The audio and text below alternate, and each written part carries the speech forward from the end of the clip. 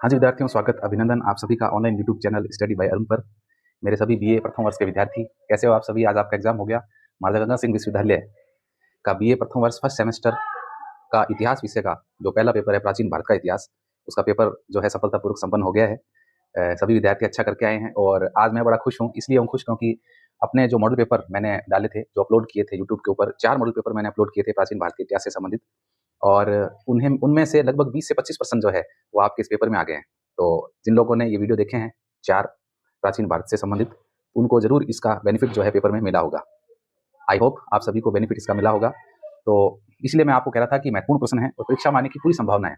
तो आ गए हैं, इसीलिए मेरे को इस बात की बहुत खुशी है कि हमने जो मेहनत की, आपके साथ जो मेहनत की और वो मेहनत रंग लाई है। तो अच्छा लगता है जब ऐसा कुछ होता है तो खुशी की बात है, ठीक है? और ऑफलाइन विद्यार्थी जो कि मेरे से जुड़े हुए हैं कॉलेज के माध्यम से, उनकी भी खुशी का ठिकाना नहीं रहा कि सर जो आपने पढ़ाया था उसी में से जो है लगभग क्वेश्चन बन करके तैयार हुए हैं। जो नोट्स आपने लिखवाए थे क्लासरूम में, उनमें से प्रश्न आए हैं। और साथ ही जो आपने परीक्षा के अंतिम समय में कुछ दिनों पहले जो आपने मॉडल पेपर अपलोड किए हैं यूट्यूब पर, उनमें से अधिकतर सवाल आ गए हैं। तो आप सभी को भाई धन्यवाद और आप सभी को शुभकामनाएं, बधाइयाँ कि आप अच्छा पेपर करके आए हैं। इसी तरह से आप हिस्ट्री सेकंड का जो पेपर है, महाराजा गंगा सिंह विश्वविद्यालय के सभी महाविद्यालय के विद्यार्थी, आप सभी को अग्रिम शुभकामनाएं कि जो दूसरा पेपर है आपका हिस्ट्री का सेकंड पेपर, आधुनिक विश्व का इतिहास, आई होप वो भी आप अच्छा करेंगे। और आगे मैं वीडियो अपलोड कर रहा हूँ, 2 वीडियो मैंने अपलोड कर दिए हैं मॉडल पेपर विश्व इतिहास से संबंधित, तो उनका भी आप जो है उन्हें भी देख लें ताकि तैयारी जो है आपकी अच्छे से हो जाए, ठीक है? तो पुनः एक बार सभी विद्यार्थियों का स्वागत, अभिनंदन करता हूँ online YouTube channel study bye Arun पर।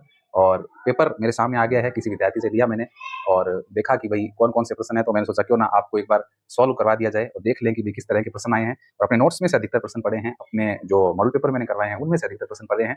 तो चलिए एक बार हम इस पेपर को देख लेते हैं कि कैसा पेपर है। चलिए देखते हैं। देखिए, पेपर में पहला प्रश्न जो है आपके सामने है, बंसखेड़ा, बंसखेड़ा, हाँ, हाँ, बंसखेड़ा, बंसखेड़ा और मधुबन दान पत्र। बांसखेड़ा और मधुबन के जो दान पत्र है विद्यार्थियों, वो किससे संबंधित है? कौन से राजा से संबंधित है बंसखेड़ा और मधुबन के दान पत्र? तो दानी शासक कौन हुआ है उत्तर भारत के अंदर? वर्धन वंश का सबसे प्रतापी शासक, थानेश्वर हरियाणा में जिसने अपना साम्राज्य स्थापित किया उत्तर भारत के अंदर, तो वो व्यक्ति कौन है? वो शासक कौन है? हर्षवर्धन, बिल्कुल सही जवाब है आपका। हर्षवर्धन जो है प्रमुख शासक है और हेनसांग इसके समय में भारत आया था। हेनसांग का ग्रंथ सीयूकी, जिसके अंदर हर्षवर्धन के बारे में और उसके दान के बारे में हमें जानकारी मिलती है। तो ये दान पत्र मिले हैं बांसखेड़ा और मधुबन के, जिनमें हर्षवर्धन के दान देने के बारे में जानकारी मिलती है। तो ये मैं पढ़ा चुका हूँ, अगर आपने वीडियो देखे हैं तो ये मैंने सॉल्व करवाया था प्रश्न आपको, जब हम इतिहास के स्रोतों की बात कर रहे थे तो वहाँ हमने ये बंसखेड़ा और मधुबन के दान पत्रों की बात की थी, ठीक है? चलिए नेक्स्ट क्वेश्चन, अगला प्रश्न देखिए, स्मृति का शाब्दिक अर्थ है विद्यार्थियों। ये वैदिक साहित्य से संबंधित प्रश्न है, वैदिक काल हमने पढ़ा था और वैदिक साहित्य से संबंधित ये प्रश्न भी हमने हल किया था कि स्मृति का अर्थ क्या होता है। सुनना, सुनना स्मृति का अर्थ नहीं है, सुनना का मतलब है श्रुति। श्रुतियां जो होती है वो सुनने से संबंधित है, देखना, बोलना या याद करना। तो क्या होगा स्मृति? स्मृति का मतलब होता है याद रखना, स्मृति में रखना, मेमोरी के अंदर रखना। तो सही उत्तर क्या होगा? याद रखना। इसका सही उत्तर होगा याद रखना, स्मृति। ये तो इजी क्वेश्चन था, लेकिन ये संबंधित किससे है? स्मृति साहित्य, जो कि हमने वैदिक काल के अंतर्गत पढ़े थे कि वैदिक काल के अंदर गुरुकुल परंपरा थी और गुरुजी के सामने शिष्य बैठते थे और गुरुजी जो है बोल करके उनको मौखिक रूप से वेदों का ज्ञान करवाया करते थे और वो उसको अपनी स्मृति में रखते थे, याद रखते थे और आगे जब वो स्वयं गुरु बनते थे तो हस्तांतरित करते थे, ठीक है? चलिए नेक्स्ट क्वेश्चन की तरफ चलते हैं। अगला प्रश्न है, फटाफट करेंगे, 40 प्रश्न है अपने सामने तो थोड़ा सा जल्दी करना पड़ेगा। देखिए अगला क्वेश्चन है, निम्नलिखित में से कौन सा अभिलेख आर्यों के संक्रमण से संबंधित है? आर्यों के संक्रमण यानी कि आर्यों के बारे में हमें जानकारी जो प्रदान करता है वो कौन सा ग्रंथ है? नक्शे रुस्तम, बोगाज-कोई, पर्सिपोलस, एल अमरना, कौन सा होगा चारों में से? देखिए सही उत्तर इसका होगा बोगाज-कोई, बिल्कुल सही जवाब है आपका बोगाज-कोई, जो कि एशिया माइनर, मध्य एशिया से प्राप्त हुआ हुआ ग्रंथ है। और इस ग्रंथ के अंदर जो है प्राचीन ऋग्वैदिक देवताओं का उल्लेख किया गया है। ये प्रश्न मैं करवा चुका हूँ आपको मॉडल पेपर में सॉल्व। 4 ऋग्वैदिक देवता कौन-कौन से? मित्र, वरुण, इंद्र, वरुण, मित्र और नासत्य, इन 4 देवताओं का इसमें उल्लेख किया गया है। इसीलिए जो ईरानी ग्रंथ है बोगाज-कोई, अभिलेख है एक तरह का, संधि प्रपत्र है ये, संधि हुई थी 2 शासकों के बीच में, उसका इसमें अभिलेख के अंदर मिलता है, हमें जानकारी मिलती है। और एशिया माइनर, मध्य एशिया से प्राप्त हुआ है। इसमें आर्यों के संक्रमण की जानकारी मिली है कि आर्य जो है वो कहीं ना कहीं मध्य एशिया से संबंधित थे। और मैक्स मुलर जो कि जर्मनी के विद्वान है वो इस बात की पुष्टि करते हैं कि बोगाज-कोई ग्रंथ के अंदर 4 ऋग्वैदिक देवताओं का उल्लेख है, इसलिए ऐसा माना गया है कि आर्य जो है वो कहां से आए थे? मध्य एशिया से आए थे, ठीक है? चलिए नेक्स्ट प्रश्न देखिए, मोहनजोदड़ो के विशाल स्नानागार, वाह वाह, ये देखो ये प्रश्न मैंने करवाया था आपको। विशाल स्नानागार के जो साक्ष्य हैं, बड़ा सा बाथटब मिला है, बहुत बड़ा नहाने का कुंड मिला है, जहां पर जो है आपके सिंधुवासी जो है वो किसी धार्मिक पूजा जब होती थी उनकी, या फिर कोई उनका धार्मिक त्योहार होता था, तो वहां पर जाकर के सामूहिक रूप से वो स्नान किया करते थे। जैसे हमारे पुष्कर अजमेर के अंदर स्नान होता है या फिर आप गंगा के घाट पर स्नान करते हैं, तो सामूहिक रूप से स्नान होता है, बहुत सारे लोग एक साथ स्नान करते हैं। तो मोहनजोदड़ो में भी एक विशाल स्नानागार मिला है, जिसकी लंबाई चौड़ाई मैंने आपको बताई थी, लगभग 39 फुट लंबा है और 23 फुट चौड़ा है, लगभग 7 फीट गहरा है ये स्नानागार। लेकिन यहाँ पर मीटर में पूछ लिया तो आप कन्वर्ट कर दें, कोई दिक्कत नहीं है। है ना। मीटर में जब हम कन्वर्ट करेंगे, क्योंकि 3.5 फीट से 1 मीटर बनता है, तो अगर मीटर में आप कन्वर्ट करेंगे तो लगभग 14.5 मीटर जो है सही आंसर हमारे सामने आएगा। ठीक है, चलिए अगला देखते हैं प्रश्न। अगला देखिए 5वां प्रश्न है, मानव के साथ कुत्ते के समाधान के साक्ष्य। विद्यार्थियों, सिंधु घाटी सभ्यता का ऐसा स्थल जहां पर मानव के कंकालों के साथ में कुत्ते के भी कंकाल मिले हैं, ऐसा स्थल कौन सा है? तो सही स्थल कौन सा होगा? रोपड़ होगा। रोपड़, रोपड़ जो कि पंजाब के अंदर स्थित है, ये एक ऐसा स्थल है जहां पर मनुष्य की हड्डियों के साथ में कुत्ते की हड्डियां भी मिली है ना। तो रोपड़ है ये। उसके अलावा एक स्थल मैंने बताया जम्मू कश्मीर के अंदर बुर्ज होम, वहां से भी मानव के साथ कुत्ते के समाधान के साक्ष्य अपने को मिलते हैं। चलिए नेक्स्ट क्वेश्चन देखिए, बीजक डूंगरी और गणेश डूंगरी। बीजक डूंगरी और गणेश डूंगरी जो है ये पहाड़ियां हैं छोटी छोटी, ये कहां पर स्थित है? पुरातात्विक स्थल है, उत्खनन का स्थल है, पुरातात्विक स्थल है, प्राचीन कालीन स्थल है। ये किससे संबंधित है? सबसे पहली बात तो ये है कहां? विराटनगर जयपुर के अंदर है, जहां पर बैराट की पहाड़ियां स्थित है। इन्हीं पहाड़ियों पर बीजक डूंगरी, गणेश डूंगरी और भीम डूंगरी नामक जो है छोटी छोटी पहाड़ियां हैं। और ये जो पहाड़ियां हैं विद्यार्थियों मुख्य रूप से शैल चित्रों के लिए प्रसिद्ध है। यानी शैल चित्र का मतलब है दीवारों के ऊपर, शिलाओं के ऊपर चित्र बनाए गए हैं, उसके लिए प्रसिद्ध है। भारत की अगर बात करें तो भीमबेटका गुफाएं मध्य प्रदेश जो है वो शैल चित्रों का खजाना कहलाता है। और राजस्थान की बात हो रही है तो राजस्थान के अंदर शैल चित्रों के लिए प्रसिद्ध है आपके बीजक डूंगरी और गणेश डूंगरी। ठीक है, चलिए नेक्स्ट चलते हैं। नर्त की कांस्य मूर्ति, ये लो, ये भी क्वेश्चन करवाया आपको। नर्त की कांस्य की मूर्ति कहां से मिली है? नर्त की कांस्य की मूर्ति विद्यार्थियों हमें मोहनजोदड़ो से प्राप्त होती है। नृत्य मुद्रा के अंदर एक महिला है जो नृत्य कर रही है। ऐसा माना जाता है कि वो देवदासी थी जो मंदिरों के अंदर नृत्य किया करती थी, और इसी को जो है कांस्य मूर्ति, कांस्य की बनी हुई है, इसलिए नर्त की कांस्य की मूर्ति हमें कहां से मिलती है? मोहनजोदड़ो से हमें प्राप्त होती है। अगला प्रश्न देख लीजिए, शुक्ल यजुर्वेद को किस नाम से जाना जाता है? शुक्ल यजुर्वेद, यजुर्वेद जो है ऋग्वेद के बाद यजुर्वेद का जो है लेखन कार्य हुआ था, और यजुर्वेद जो अपने वेद है, उस वेद के अंदर यज्ञ से संबंधित कर्मकांड, यज्ञ से संबंधित जो कर्मकांड है, मंत्रोच्चार है, उसका उल्लेख हमें देखने को मिलता है। और यजुर्वेद के भी 2 पार्ट है, कृष्ण यजुर्वेद और शुक्ल यजुर्वेद। ठीक है, यजुर्वेद के 2 पार्ट है, कृष्ण यजुर्वेद और शुक्ल यजुर्वेद। तो शुक्ल यजुर्वेद जो है वो किस नाम से जानते थे विद्यार्थियों? वाजस्नेही संहिता, वाजस्नेही संहिता नाम से जो है शुक्ल यजुर्वेद को जाना जाता था। चलिए नेक्स्ट क्वेश्चन देखिए, गोपथ ब्राह्मण का संबंध किससे है? ब्राह्मण ग्रंथों की मैंने बात की थी, ऐते ऐते के कोष्टक की, शतपथ और गोपथ, इस तरह से ब्राह्मण ग्रंथ है। तो गोपथ ब्राह्मण ग्रंथ का जो संबंध है विद्यार्थियों अथर्ववेद से। अथर्ववेद जो कि वेदों के अंदर सबसे अंत में जो लिखा जाने वाला वेद है वो अथर्ववेद कहलाता है, और इसी से संबंधित है ब्राह्मण ग्रंथ। ब्राह्मण कौन सा? गोपथ ब्राह्मण ग्रंथ। ब्राह्मण ग्रंथ का मतलब क्या होता है? ऐसा ग्रंथ जिसके अंदर किसी वेद की सरल व्याख्या कर दी जाए, वो ब्राह्मण ग्रंथ कहलाता है। तो गोपथ ब्राह्मण ग्रंथ किससे संबंधित है? अथर्ववेद से संबंधित है। आगे चलते हैं, देखिए ये सब युग्म की बात आ गई, यहाँ पर जोड़ा बनाना है आपको। प्राचीन नाम दिए गए हैं, नदियों के प्राचीन नाम, ये भी मैं आपको बता चुका हूँ कि नदियों के प्राचीन नाम क्या थे। यानी अब वर्तमान में तो घग्गर, व्यास, रावी और झेलम, ये सारी की सारी जो नदियां हैं विद्यार्थियों सिंधु की सहायक नदियां हैं, जहाँ पर सिंधु घाटी सभ्यता का विकास हुआ था, और जहाँ पर सप्त सिंधु प्रदेश यानी आर्य आकर के जिस स्थान पर बसे थे, तो ये 7 नदियां थी। इन नदियों के प्राचीन नामों की बात हो रही है। तो प्राचीन नाम देखिए, मैंने आपको दसरा के युद्ध बताया था, दसरा के युद्ध का वर्णन किया राजा सुदास और 10 राजाओं के बीच में रावी और परुष नदी किनारे हुआ था। तो एक ऑप्शन मिलते हैं, सारे मिल जाते हैं। देखो परुष नदी, परुष नदी किसको कहते हैं? रावी को कहते हैं। तो परुष नहीं रावी, यानी कि बी का ऑप्शन कौन सा सही होगा? 3 नंबर ऑप्शन होगा। तो बी का 3 नंबर यानी इसके अंदर मिल रहा है आपको। या फिर वितस्ता देख लें, वितस्ता जो है इसको प्राचीन समय में वितस्ता, इसको वर्तमान में झेलम कहते हैं, प्राचीन समय में वितस्ता कहते थे। तो 1 का चौथा सही है, तो 1 का चौथा ये पहला ऑप्शन है, आगे मिलाने की जरूरत ही नहीं है। एक अगर आपको मिल गया सारे मिल गए। तो वितस्ता जो है किसका नाम है? झेलम का प्राचीन नाम है। परुष ने किसका नाम है? रावी का नाम है प्राचीन नाम। विपाशा किसका नाम है? विपाशा नाम व्यास नदी का है। और द्रस्वती और सरस्वती नदी जो कि प्राचीन समय में जिसका अवशेष जो है वो घग्गर नदी है, जो हनुमानगढ़ से होते हुए हनुमानगढ़ से प्रवेश करती है और प्राचीन आपके पाकिस्तान में फोर्ट अब्बास तक चली जाती है। मानसूनी नदी है, वर्षा काल के अंदर ये जो है अपना जल लेकर के आती है। शिवालिक की पहाड़ियों से हिमाचल प्रदेश से नदी निकलती है, घग्गर नदी, जिसे प्राचीन समय में क्या कहते थे? द्रस्वती नदी कहते थे। सही ऑप्शन कौन सा होगा? सी। अगला प्रश्न देखिए, 12वां प्रश्न आपके सामने है विद्यार्थियों, 11वां प्रश्न आपके सामने। आश्रम, आश्रम व्यवस्था यानी मनुष्य के जीवन को 4 आश्रमों में बांटा गया है। कौन कौन से आश्रम है? 4 आश्रमों की बात की थी हमने। पहला है ब्रह्मचर्य आश्रम, दूसरा है आपके गृहस्थ आश्रम, तीसरा है वानप्रस्थ आश्रम, चौथा है संन्यास आश्रम। चारों आश्रमों का जो उल्लेख है विद्यार्थियों वो जाबालोपनिषद के अंदर हमें मिलता है। कौन सा उपनिषद? जाबालोपनिषद। चलिए, वैदिक संस्कृति में भीषज किसे कहते थे? भीषज, वैदिक काल जब अपन ने पढ़ा था तो उसमें आपने पढ़ा होगा भीषज। भीषज का मतलब होता है वैद्य। भीषज शब्द संस्कृत भाषा का है, भीषज का अर्थ होता है वैद्य, और यहाँ पर वैद्य कहीं आया नहीं है, तो वैद्य का मतलब डॉक्टर ही होता है एक तरह का। तो इसमें सही ऑप्शन क्या होगा? आपके डॉक्टर होगा। आगे देखिए, दक्षिणी अवंती की राजधानी क्या थी? दक्षिणी अवंती, अवंती की राजधानी, तो अवंती की बात हो रही है। तो अवंती की विद्यार्थियों 2 राजधानियां थी, एक तो थी उज्जैनी और एक थी महिष्मती। तो उज्जैनी जो है वो उत्तरी अवंती की राजधानी थी, दक्षिणी अवंती की जो राजधानी है वो थी आपके महिष्मती। ठीक है, चलिए, सर्वछत्रांतक, सर्वछत्रांतक विद्यार्थियों एक ऐसी उपाधि है जो जिस राजा को दी जाती है, जिस राजा ने जो है पूरे क्षेत्र के ऊपर अधिकार कर लिया हो, यानी भारत के पूरे क्षेत्र के ऊपर चारों दिशाओं के अंदर अपना साम्राज्य विस्तार कर लिया हो, उसे कहते हैं सर्वछत्रांतक। तो ये सर्वछत्रांतक की उपाधि किसने धारण की थी? तो ये उपाधि जो है विद्यार्थियों वो महापद्म नंद, नंद वंश के शासक थे एक, इनका नाम था महापद्म नंद, जिनको उग्रसेन भी कहा गया है। ग्रंथों के अंदर जो प्राचीन ग्रंथ है उनमें मिलता है कि उग्रसेन वो जो नाई थे, और नाई जाति से वो जो है नंद वंश के अंदर आगे थे। तो ऐसा माना गया है कि जो उग्रसेन जो है वो सर्वछत्रांतक कहलाए, क्योंकि इन्होंने क्षत्रियों का नाश कर दिया था। तो स्वयं क्षत्रिय नहीं थे, कहते हैं कि नाई जाति से इनका संबंध था, नाई थे ये, और बाद में जो है ये भारत के ऊपर इन्होंने शासन किया, और महापद्म नंद की के नाम से जो है नंद वंश को जो है स्थापित किया था भारत के अंदर, और सर्वछत्रांतक कहलाए थे ये। ठीक है, अग्रसेन ने शिशुनाग वंश के शासक, शिशुनाग वंश के शासक को हरा दिया था, और हरा करके जो है कौन सा नंद वंश को स्थापित किया था मगध के अंदर? नंद वंश को स्थापित किया था। तो सही उत्तर क्या होगा? महापद्म नंद।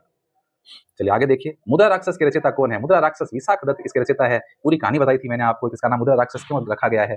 तो देखिए लगभग प्रश्न अपने जो मॉडल पेपर है उनमें से आ रहे हैं विद्यार्थियों। बड़ी ये मेरे लिए बहुत खुशी की बात है, आज काफी मतलब प्रसन्नता हो रही है इस बात को देखकर कि जो प्रश्न मैंने आपको पढ़ाए थे वो सीधे के सीधे पेपर के अंदर छप गए हैं।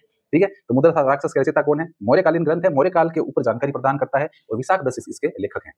अगला प्रश्न 16 प्रश्न, अंतरजी खेड़ा नामक पुरातात्विक स्थल का संबंध किसे है? अंतरजी खेड़ा जो कि यूपी का स्थल है, उत्तर प्रदेश के अंदर स्थित एक स्थल है जहां से हमें लौह युग के प्रमाण मिलते हैं, लौह युग के बारे में जानकारी मिलती है, यानी लोहे का प्राचीनतम प्रमाण अगर कहीं मिलता है तो वो कौन सा स्थल है? अंतरजी खेड़ा है जो कि उत्तर प्रदेश के अंदर स्थित है। 17वां प्रश्न देखिए विद्यार्थी, यूनानी लेखकों ने किस भारतीय शासक को सेंड्रोकोर्स और एंड्रोकोर्स कहा था? तो यूनानी लेखक है तो यूनान के नाम होंगे सेंड्रोकोर्स और एंड्रोकोर्स। तो किसको कहा है? चंद्रगुप्त मौर्य को जो है यूनानी ग्रंथों के अंदर सेंड्रोकोर्स या एंड्रोकोर्स कहा गया है। अगला प्रश्न देखिए, कश्मीर और गांधार में बौद्ध धर्म का प्रचार करने के लिए किसको भेजा गया था? कश्मीर यानी कि उत्तर के क्षेत्र में और गांधार जो कि पश्चिम उत्तर पश्चिमी क्षेत्र में जो बौद्ध धर्म के प्रचार के लिए, बौद्ध धर्म जैसा कि हम जानते हैं कि मौर्य काल के अंदर बौद्ध धर्म का प्रचार हुआ था, तो बौद्ध धर्म के प्रचार के लिए किसको भेजा गया था? तो यहाँ पर सही उत्तर विद्यार्थियों इसका जो होगा वो होगा मंजतिक। मंजतिक नामक जो व्यक्ति है वो जो है बौद्ध भिक्षु है, वो बौद्ध धर्म के प्रचार के लिए कश्मीर और गांधार गया था। चलिए अगला देखिए, अशोक का कौन सा अभिलेख खरोष्टी लिपि में लिखा गया? विद्यार्थियों अशोक के जो अभिलेख है, अधिकतर अभिलेख ब्राह्मी लिपि में लिखे गए, प्राकृत भाषा के अंदर लिखे गए हैं। लेकिन पाकिस्तान के अंदर एक ऐसे दो अभिलेख मिलते हैं, शाहबाजगढ़ी और मानसेरा, जिनका जो लेख है, जिनकी जो लिपि है वो खरोष्टी लिपि है। ठीक है, खरोष्टी लिपि जो कि दाएं से बाएं तरफ लिखी जाती है, ब्राह्मी लिपि जो अपने भारत के अंदर प्रचलित है जो बाएं से दाएं तरफ लिखी जाती है। तो खरोष्टी लिपि की बात हो रही है, तो खरोष्टी लिपि के अंदर जो लेख प्राप्त हुआ है वो शहबाजगढ़ी से प्राप्त हुआ है और दूसरा एक अभिलेख और है जिसका नाम है मानसेरा। तो दो अभिलेख अशोक के जो पाकिस्तान से प्राप्त होते हैं, खरोष्टी लिपि में लिखे गए हैं। कौन कौन से हैं? शहबाजगढ़ी और मानसेरा। चलिए नेक्स्ट क्वेश्चन, शक संवत किसके द्वारा शुरू किया गया था? शक संवत जो है विद्यार्थियों कनिष्क के द्वारा, कुषाण शासक कनिष्क के द्वारा 78 ईस्वी में जो है शक संवत को शुरू किया गया था।